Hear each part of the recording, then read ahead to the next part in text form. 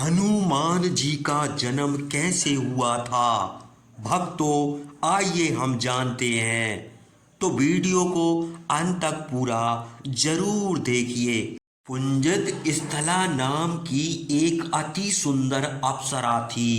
देवराज इंद्र ने उससे धरती पर जन्म लेने के लिए कहा और उसे आदेश दिया कि वह पवन देव के समान वेगवान और देवादिदेव महादेव के समान शक्तिशाली पुत्र उत्पन्न करे, जो भगवान श्री राम का सर्वाधिक सहायक हो।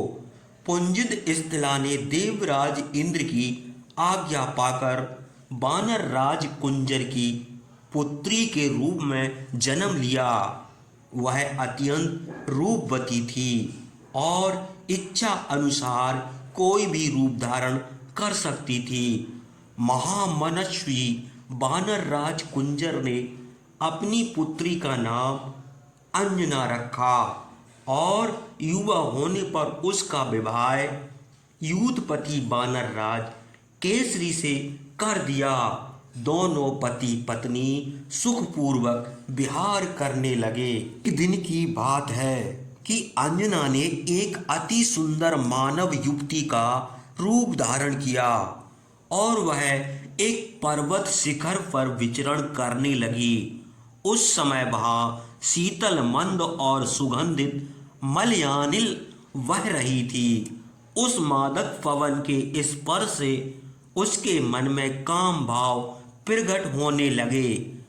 तभी उसके अद्भुत सौंदर्य पर पवन देव मोहित हो गए। उन्होंने उसे अपने अंक में भर लिया।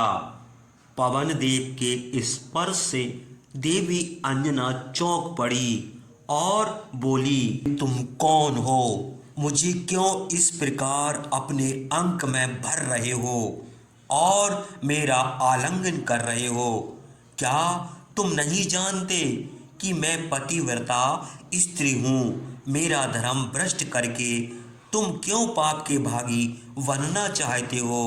क्या तुम्हें मेरे शाप का भी भय नहीं है?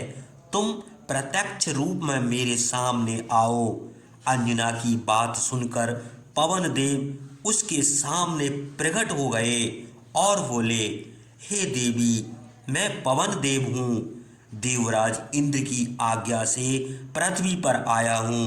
हम यहाँ भगवान विष्णु के अवतार श्री राम की सहायता के लिए वानर रूप में जन्म ले रहे हैं। मैंने मानसिक रूप से तुम्हारा आलिंगन किया है और मानसिक रूप से ही तुम्हारे साथ समागम भी किया है।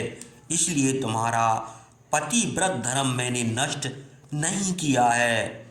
मेरे संसर्ग के कारण तुम्हें एक अत्यंत पराक्रमी, महातेजस्वी, धैर्यवान, महाबली और आकाशचारी पुत्र प्राप्त होगा, जो अपनी इच्छा से कहीं भी गमन कर सकेगा और विशाल से विशाल पर्वत को भी अपने हाथों पर उठा सकेगा। वह श्री राम का परम भक्त होगा और समय पड़ने पर उनका सबसे बड़ा सहायक होगा।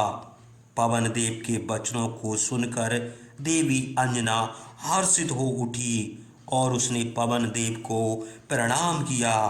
पवन देव के जाने के उपरांत देवी अंजना अपने निज गृह लौट आई और समय आने पर उसने एक अत्यंत स्वस्थ बालक को जन्म दिया।